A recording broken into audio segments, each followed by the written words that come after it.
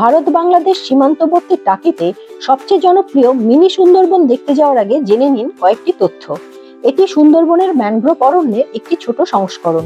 এখানে গোলপাতা গাছের সংখ্যা বেশি হওয়ার কারণে এটিকে গোলপাতা জঙ্গলও বলা হয়। জঙ্গলের মধ্যে যাওয়ার জন্য তৈরি করা হয়েছে লম্বা সেতু।